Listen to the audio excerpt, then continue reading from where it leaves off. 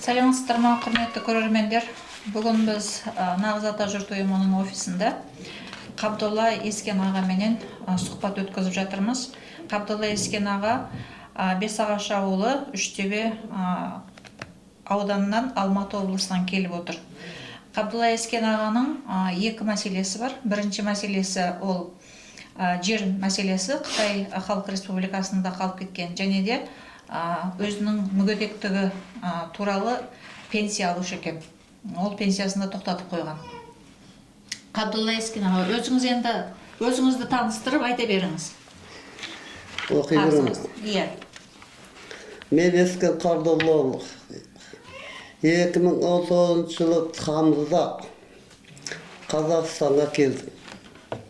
Қытай Халық Республикасы Соған ауданы Қарағанды отырақтасу сүйінінде егістікке берілген 18 мың және 7 мың тағы 5 мың жерімді көсіреге берген ақымды 2019 жылдан бастап бермей отыр.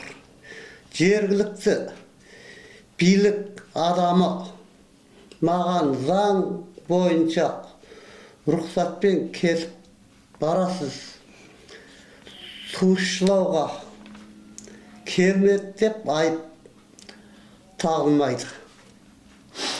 Жерді арендаға берген ақымызда уақытылы берілетін болады деген сөздерді айтқан. Жердің арендаға берілген ақысын қадағалайтын Қадылбек есімді лауазымды тұлға біздің сұрақ салу суалдарымызға жауап бермейді, телефон көтермейді, үй жаққа қоспайды. Және менің мүгедектігіме берілуге тиісті жыл сайынғы пенсиямда берілмей отыр. Осы себепті мен жергілікті биліктің қитұрқы әрекетінен тоқтасып менің алуға тиісті жерді арендаға берген ақымды және пенсиямды тез арада шартсыз түрде беруін талап етемін. Мен біраз толықтап кетейін, жаңа сізбенен сөйлескен кезде айтатын нәрселер айтылмай кетті. Сіздің ЖСН номеріңіз 5906-06-30-301. Сіз осы Қазақстан азаматысыз осы күні, иә? Енді сіздердің келген жылдарыңыз 2019 жылы 8 тамызда көшіп келген сіздер. Содан бері жердің де арендаға төлеп отырған ақшасын тоқтатқан. Одан тысқары Қабдолла Ескен аға бірінші топтағы мүгедек, құлағы жақсы естімейді. Сол туралы пенсия тағайындаған, бірақ ол пенсиясында 4-ші айдан бері бермей отыр екен. Өйткені бұл кісінің түсіндіруі бойынша 2019 жылдың 4-ші айына дейінгі төленген, одан кейінгі 4 айға бөліп бірден картасына құяды екен, бірақ енді тамыз айында кетер алдында бұл кісіге пенсиясы берілмеген. Сол туралы мен біраз толықтап айтып кеттім енді.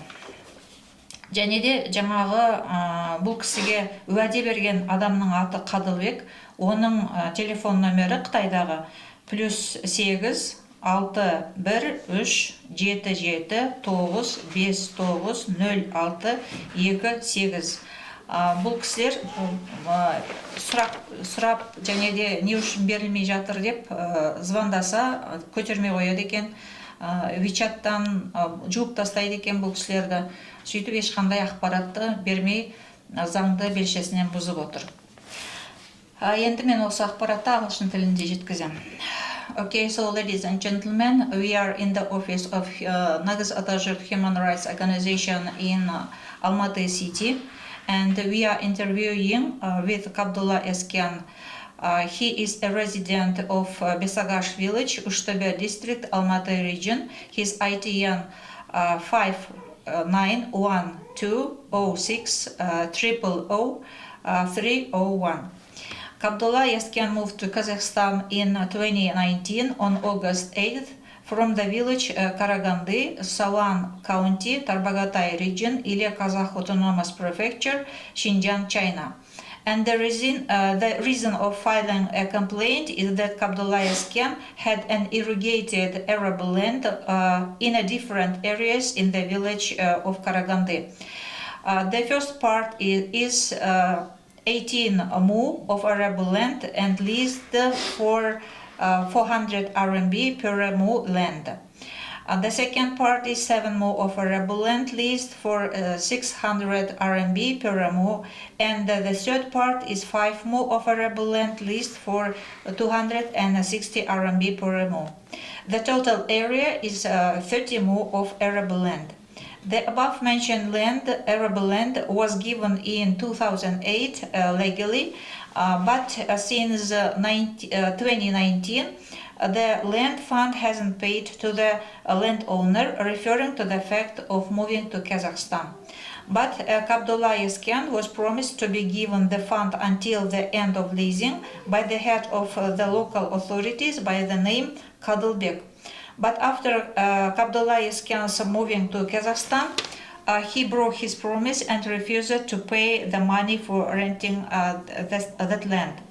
The village heads violated the rights and the Chinese land law because they confiscated legally given arable land and transferred it to the company for renting it to another company. Thus, the local village heads must be responsible for their violation of the Chinese land law. Kabdulla Esken asks to protect his basic human rights according to the land law of China and demands to consider his complaint and restore his human rights for further use of irrigated arable land until the end of the lease term. There is a phone number of the village head by name Kadılbek, +8 6 137 79590628. As well, Kabdulla Esken has a problem with hearing and he is a disabled of group 1. He was paid 160 RMB pension for his disability, but his pension was stopped since April 2019. Kabdulla Esken tried to ask about his pension, but no one from the authorities has replied since then. He hasn't got any credits or debts in China, and that's why he was allowed to visit Kazakhstan. So he asks to help him to restore his issue of his pension and the issue of his arable land and repay all his pension since April 2019 until nowadays. Thanks for attention.